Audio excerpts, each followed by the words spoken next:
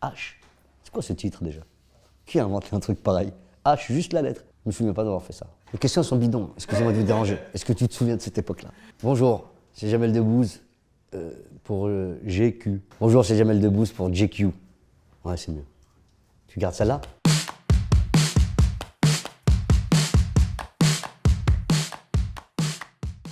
Y a pas de mal à être puceau, c'est rien, c'est pas grave. Moi aussi avant j'étais puceau. Le premier, c'était mémorable, c'était à Biarritz avec Jamel Bensala, Laurent Deutsch. Je découvrais toute l'installation du cinéma, j'étais enfin dedans. Comme quand tu arrives dans un parc d'attractions pour la première fois, quoi. C'était incroyable. Je savais pas dans quel métier allait me permettre de m'amuser autant, mais il était évident que je voulais faire quelque chose dont j'avais profondément envie, tu vois. À la différence de mes parents qui étaient obligés de faire un métier, ils ont pris la première chose qui s'offrait à eux.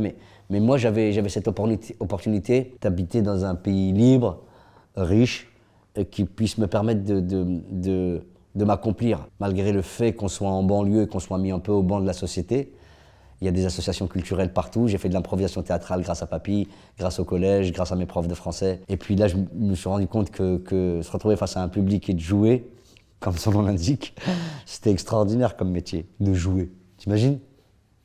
Viens, tu veux jouer?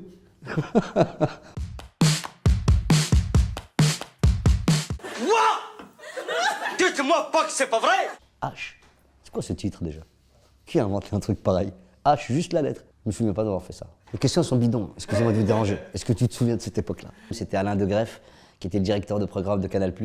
Et lui, il voulait faire une sitcom et il avait 3 personnes en tête, c'était Eric Ramsey, Jamel Debbouze. Je savais pas exactement où je me trouvais la première fois que j'étais sur H. J'ai juste vu qu'il y avait 2 mecs qui étaient ouf comme moi, un yeuve qui était encore plus ouf que nous tous, une meuf, 2 meufs, Sophie Munico et Catherine Benguigui qui étaient là. Enfin, c'était un asile psychiatrique. C'était pas des acteurs, c'était des patients. Quand on parle de ce moment-là, on se souvient des moments de rire en loge. On se souvient de cette ambiance qu'il y avait dans les couloirs. J'aurais pas envie de revoir, je sais pas, les séries que j'ai kiffées quand j'étais enfant, aujourd'hui rejouées par les mêmes personnages des années plus tard. C'est plus les mêmes, c'est plus la même histoire, c'est plus les mêmes jus. Si on devait le jouer aujourd'hui, on serait forcément déceptif, on n'est plus les mêmes. On n'a plus la même, tu vois, on n'a plus la même électricité. Moi, oui, moi ça irait. Ramsey, ce serait impossible. Tu sais, il est plein d'arthrose. Et Eric, ça se voit pas qu'il a vieilli parce qu'il est chauve. Mais laisse-le, s'il se poussait la barbe, ce serait le Père Noël, il aurait une barbe 5 hommes blanche. Avec une grande cour où il y aura plein de danseuses qui pourront danser. Et juste là, un petit géranium. T'as un mec comme Alain Chabat qui arrive sur son propre plateau, t'avais l'impression que c'était pas son plateau, il regardait tout comme ça, comme s'il était touriste de son propre film, tu vois, il était très surpris de tout. Et il arrivait comme s'il avait 10 ans, il avait encore une fois une fête foraine à sa disposition, et il était là comme un enfant qui déambule dans un magasin de jouets. Oui, il y avait tout ce budget, oui, il y avait toute cette mécanique, mais on ne la sentait pas, nous. On était là pour faire rire avec notre pote Alain. Il avait un truc précis à nous faire faire. Nous, on était les moins précis du monde. Si on était arrivé en se disant « Waouh, t'as vu un peu, c'est incroyable, 50 millions d'euros de budget, t'as vu, il y a 4 caméras, il y a 3000 figurants, c'est lourd, tout ça. » Eh bien, si on avait conscience de ça, on n'aurait jamais filé cette partition, je pense. Il fallait être inconscient pour que ça soit aussi marrant. Mais vous savez, moi je crois pas qu'il y ait de bonnes ou de mauvaises situations. Elle était folle cette séquence. Il est parti en cacahuète. Il a dû la faire 2 fois, je crois, max. C'était très très court. Mais on a tous été surpris. Mais même Alain a ri, le machino a ri, la caméra a tremblé. Et quand c'est marrant et qu'on est surpris, on est surpris. On va pas faire. Bien sûr, tu peux tourner ta tête, mais ça se voit, tu vois, t'es plus à l'écran. Alain, c'est un ordinateur de bord. C'est un Macintosh, ce mec. Il est au courant de tout. À l'intérieur de ce cadre, on avait le droit de faire ce qu'on voulait. Tu vois, à partir du moment où il avait ce qu'il voulait. Une fois qu'il a sa prise, là, il était très généreux. Il nous disait, allez-y, faites-moi marrer les mecs.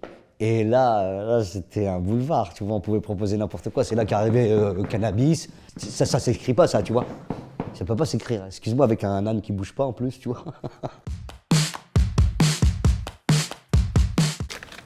Franchement, tout. Dis-le. On a eu un prix d'interprétation collectif. Ça, c'était très grisant. Mais au-delà de ça, avoir le sentiment d'être utile. Franchement, rencontrer des anciens tirailleurs qui étaient bloqués dans des foyers Sonacotra, qui ne pouvaient pas rentrer dans leur pays d'origine parce que la pension ne pouvait être perçue qu'en France. Ce film a permis de grossir ces pensions d'abord. Elles devaient être de 70 €, elles sont passées à 700. Je peux te dire des bêtises, hein, je ne suis pas sûr des chiffres, mais en tout cas, la pension a été reconsidérée et surtout, eux, ils pouvaient rentrer dans leur pays d'origine et percevoir cette pension chez eux. Ça changeait tout. La plupart du temps, ils étaient bloqués dans des foyers Sonacotra. De rendre justice d'une certaine manière ou de ranger un peu les choses, de contribuer à ce que ces gens vivent mieux, parce qu'eux nous ont permis de vivre libres. Aujourd'hui, ils ont quand même chassé, ils ont eu affaire à des nazis, les mecs, hein. C'était sérieux en face. Moi, ça m'a vraiment touché de pouvoir leur rendre service. Tu vois, de contribuer à ce qu'ils vivent, qu'ils finissent leur vie correctement, quoi. Et de savoir que mon grand-père avait contribué à libérer la France, ça m'a conforté dans l'idée que j'étais encore plus français que ce que je pensais. Alors que je pensais que j'étais déjà très français. Pour la première fois, on avait des héros qui nous ressemblaient, quoi, tu vois, physiquement. Et ça, c'était très, très, très cool à vivre. J'ai une voiture et un chauffeur. Henri, tu peux ouvrir la portière, s'il te plaît? Il s'appelle Samy. Il est issu d'une cité. Il est marié avec... Enfin, il est marié, il est en couple avec Alice. Il a des problèmes financiers, comme beaucoup de gens. Des vrais problèmes financiers. Il a trouvé un travail dans un grand magasin et il y a le fils du patron qui arrive. Son père lui dit qu'il peut choisir n'importe quel jouet dans le magasin. C'est un magasin de jouets énorme. Et lui, ce qu'il choisit, c'est moi, comme jouet. Donc je vais être obligé d'être son jouet pendant 48 heures pour une somme extraordinaire. Il accepte forcément.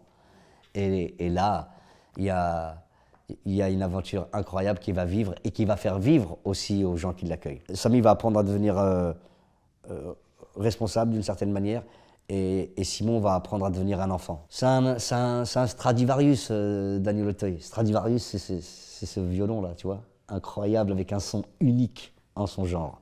Il n'y a personne qui peut faire du Daniel Auteuil. Souvent, quand les comédiens sont faux, ça arrive, hein.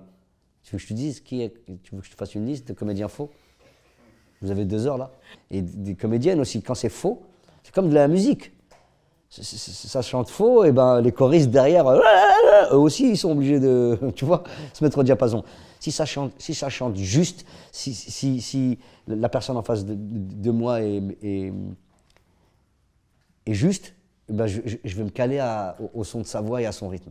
Et Daniel, il a été extraordinaire pour ça, il nous a montré la voie et moi, j'ai pris beaucoup de plaisir à le suivre. Ça veut dire quoi? Ça veut dire quoi, GQ? Gentleman? Quality. Ah, quality. Ok, je suis un gentleman quelque part. C'était Jamel pour GQ. Merci d'avoir regardé.